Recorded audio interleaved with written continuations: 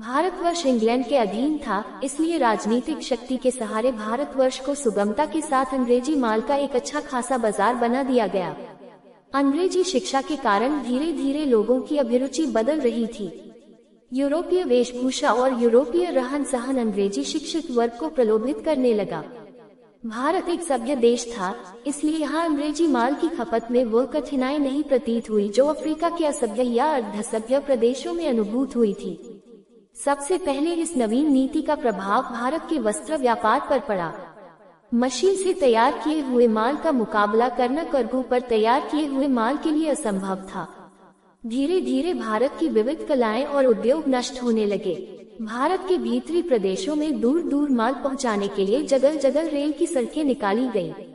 भारत के प्रधान बंदरगाह कलकत्ता, बम्बई और मद्रास भारत के बड़े बड़े नगरों से संबद्ध कर दिए गए। विदेशी व्यापार की सुविधा की दृष्टि से डलहौजी के समय में पहली रेल की सड़कें बनी थी।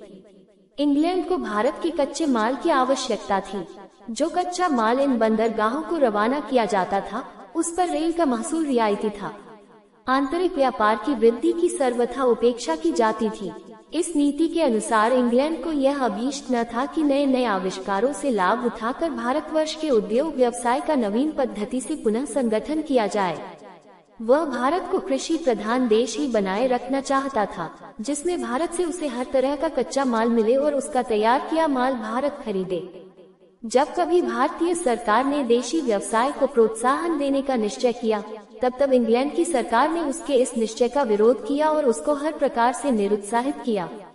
जब भारत में कपड़े की मिलें खुलने लगी और भारतीय सरकार को इंग्लैंड से आने वाले कपड़े पर चुंगी लगाने की आवश्यकता हुई, तब इस चुंगी का लंकाशाय ने घोर विरोध किया और जब उन्होंने ये देखा कि हमारी वह बात मानी न जाएगी, तो उन्होंने भारत सरकार को इस बात पर विवश किया कि भारतीय मिल में तैयार हुए कपड़े पर भी चुंगी लगाई जाए, जिसमें देशी मिलों के लिए प्रतिस्पर्धा करना संभव न हो।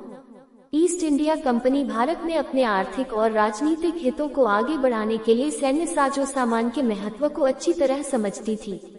भारत में आयुध निर्माण करने वाले कारखानों की स्थापना सीधे ब्रितानी राज से जुड़ा है।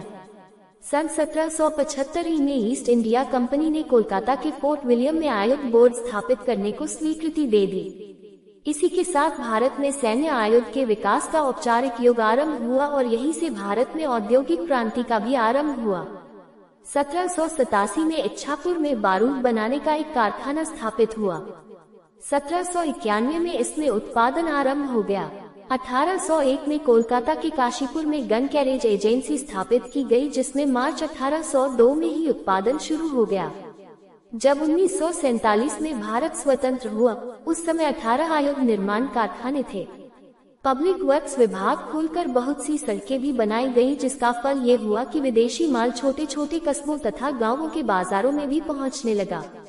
रेल और सड़कों के निर्माण से भारत के कच्चे माल के निर्यात में वृद्धि हो गई और चीजों की कीमत में जो अंतर पाया जाता था, वह कम होने लगा।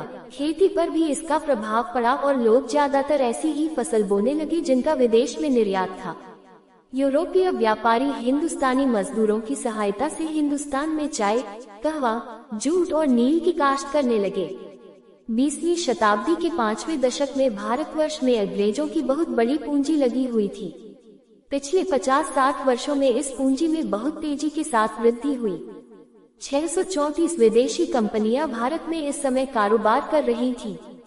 इनकी वसूल हुई पूंजी लगभग 7.5 खरब रुपया थी और 5194 कंपनियां ऐसी थी जिनकी रजिस्ट्री भारत में हुई थी और जिनकी पूंजी 3 खरब रुपया थी। इनमें से अधिकतर अंग्रेजी कंपनियां थीं। इंग्लैंड से जो विदेशों को जाता था, उसका दशमांश प्रतिवर्ष भारत में आता था। वस्त्र और लोहे के व्यवसाय ही इंग्लैंड के प्रधान व्यवसाय थे और ब्रिटिश राजनीति में इनका प्रभाव सबसे अधिक था। भारत पर इंग्लैंड का अधिकार बनाए रखने में इन व्यवसायों का सबसे बड़ा स्वार्थ था, क्योंकि जो माल ये बाहर रवाना करते थे उसकी लगभग पंचमांश की खपत भारतवर्ष में होती थी। भारत का जो माल विलायत जाता था उसकी कीमत भी कुछ कम नहीं थी। इंग्लैंड प्रतिवर्ष चाय, जूट, रुई, तिलहन, ऊन और चमड़ा भारत से खरीदता था। यदि केवल चाय का विचार किया जाए तो 36 करोड़ रुपए